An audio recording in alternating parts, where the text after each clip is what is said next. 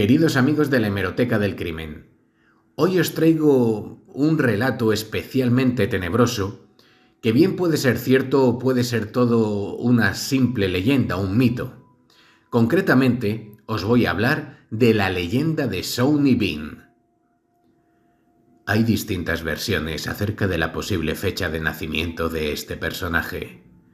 Mientras que unos la sitúan en el año 1390, otros lo hacen en el siglo XVI durante el reinado de Jacobo VI de Escocia. En lo que todos coinciden, sin embargo, es que este individuo nació en East Lothian, una población agrícola a pocos kilómetros de Edimburgo. Bean nunca encajó dentro de la comunidad ni en su propia familia, la cual quería que siguiera los pasos de su padre, el panadero del pueblo. Se dice que la vida hogareña de Bean no fue demasiado apacible.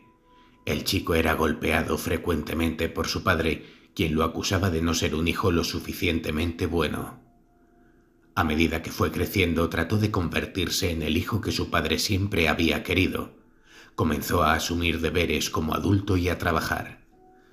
Sin embargo, su actitud imprudente y su impulso natural de desobedecer las reglas, además de la profunda aversión que tenía por el trabajo, lo hicieron fracasar.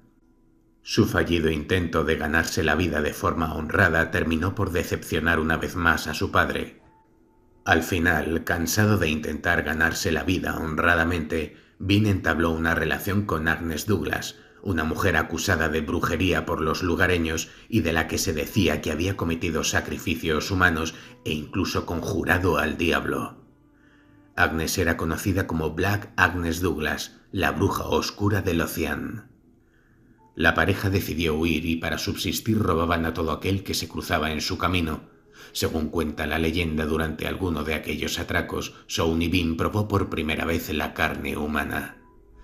Dada la imposibilidad de poder cambiar por comida lo que robaban, Agnes planteó a Bean que antes de morir de inanición, la única solución que tenían para sobrevivir era alimentarse de carne humana.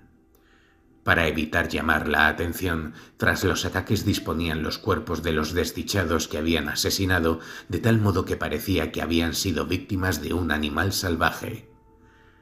Tras pasar varios meses viajando y escondiéndose, la pareja finalmente decidió establecerse en algún lugar. El sitio escogido fue la localidad de South Ayrshire, cerca de Ballantrae. Mientras inspeccionaban la zona en busca de alguna víctima y de refugio, se toparon con la entrada a una cueva que tenía vistas al mar. La habían descubierto durante la marea baja y se dieron cuenta de que una vez subiese el nivel del mar, la entrada ya no sería visible para nadie. El único inconveniente que presentaba la guarida es que faltaban alimentos cerca. Sawney Bean exploró la zona buscando comida o algún lugareño que pudiera venderles algo, pero tan solo halló muestras de vida en un camino que terminaba en un embarcadero empleado por los escoceses para viajar a Irlanda.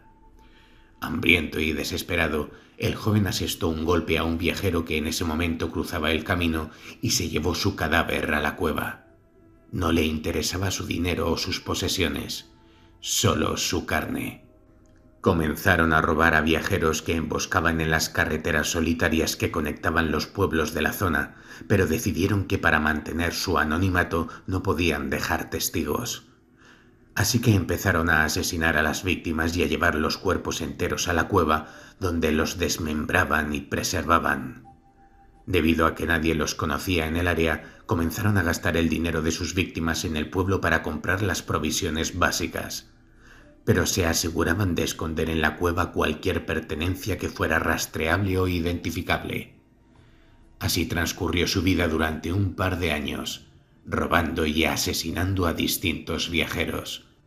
Con el tiempo, Agnes y Sawney fueron padres de 8 niños y 6 niñas. Con tantas bocas que alimentar, las cacerías tuvieron que aumentar. A medida que los niños fueron creciendo, se fueron incorporando a la rutina de los asesinatos. Se dice que algunas veces cazaban todos juntos y que otras veces se separaban en grupos pequeños para cubrir más terreno y conseguir más víctimas. Asimismo, el incesto se convirtió en una práctica habitual en la cueva. Aparentemente, Bean quiso expandir aún más su familia, por lo que alentó a sus hijos a tener relaciones entre sí para supuestamente construir un ejército. Así, producto de las relaciones entre hermanos, padres e hijas y madres e hijos, nacieron otros niños.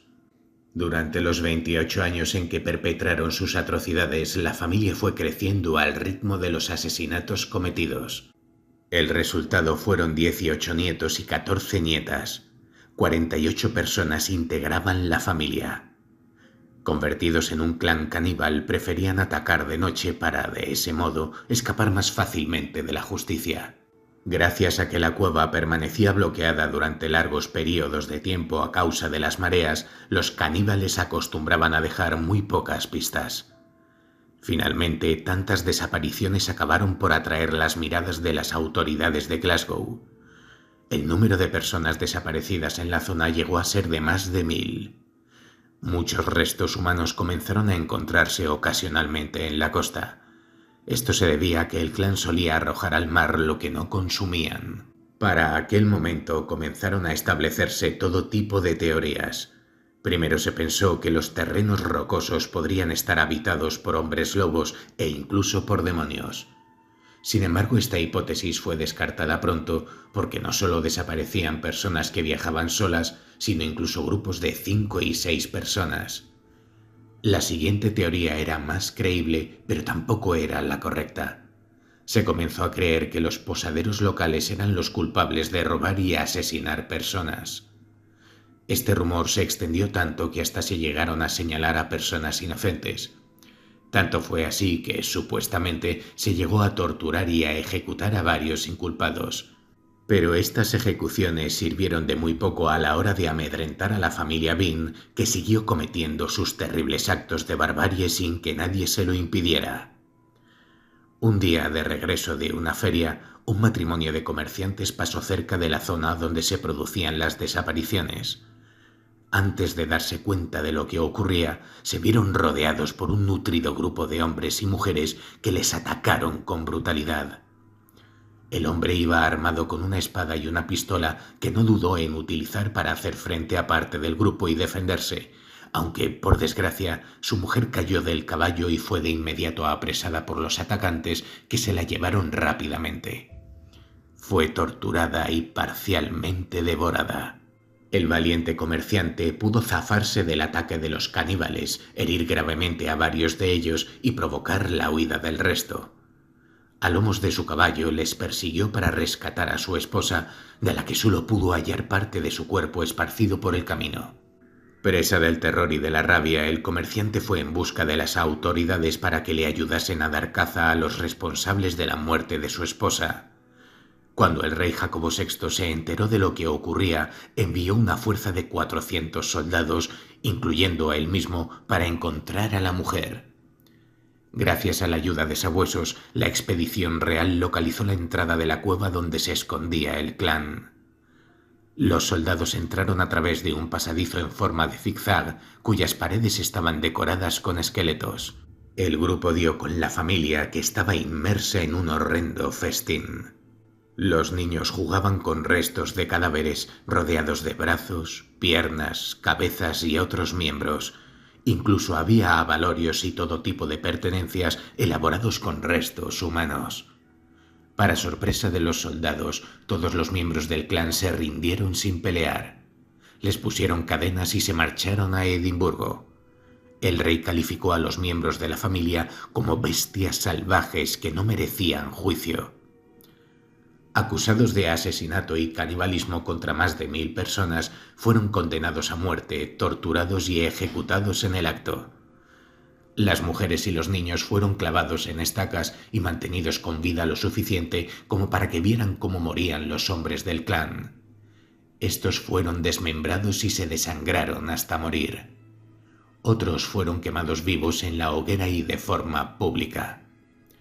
Sin mostrar ningún tipo de remordimiento por lo que habían hecho, dedicaron a sus captores todo tipo de insultos y obscenidades. La leyenda cuenta que Sonny Bean repetía continuamente: «¡No ha terminado! ¡Nunca terminará!». Posteriormente, las estacas donde agonizaba el resto de la familia fueron pasto de las llamas. Sauney Bean fue conocido como el caníbal de las colinas. Su historia y la de su clan es una de las más famosas de Escocia. Sin embargo, hoy día muchos historiadores dudan de su veracidad. La primera vez que se tuvo una referencia escrita de esta leyenda fue en The Newgate Calendar, calendario Newgate, también conocido como el sangrante registro de los malhechores. Esta fue una obra de literatura inglesa muy popular de los siglos XVIII y XIX que recopilaba distintos hechos criminales ocurridos en la prisión de Newgate en Londres. Pero esta es básicamente la única referencia que existe. Nunca se encontró nada que constatara oficialmente la existencia de Sauney y su familia. Claro que todo esto podría ser un hecho bastante normal debido a la época en la que ocurrió todo, pero tampoco existen registros de las supuestas ejecuciones. Es por todo esto que la historia no parece ser más que un mito.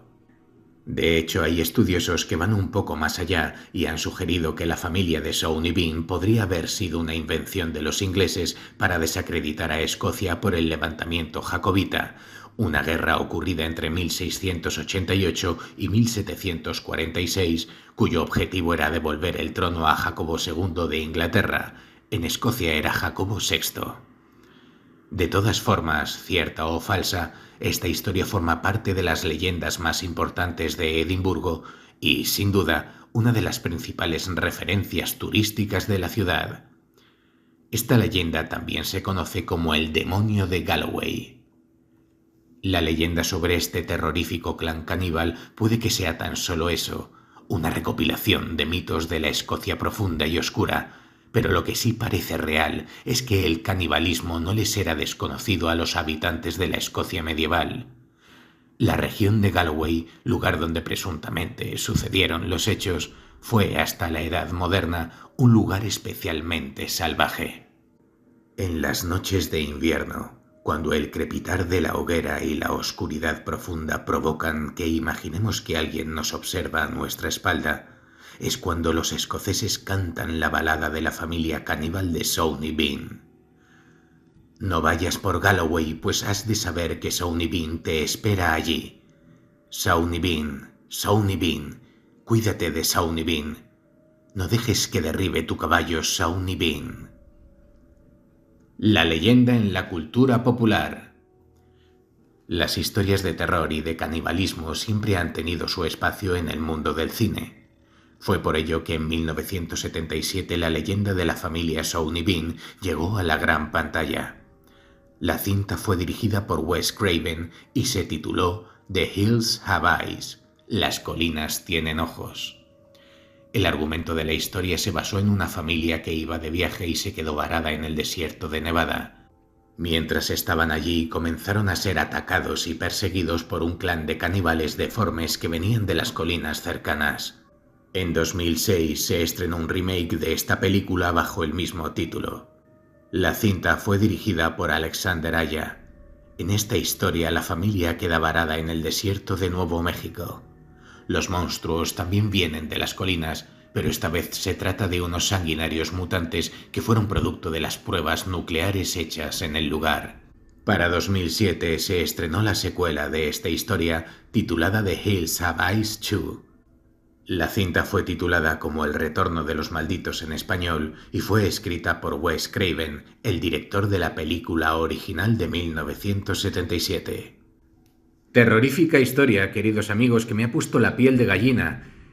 Personalmente la he conocido a raíz de ver estas películas que os he mencionado, tanto la original como el remake de 2006. Y bueno, uno viendo las películas siempre piensa que estas cosas no pueden suceder. Sin embargo, parece ser que pudo darse en la vida real toda esta situación, aunque también es posible que simplemente se trate de un mito, de una leyenda para asustar a los lugareños. Sea de una forma u otra, hay que tener siempre presente que en la vida real los monstruos existen.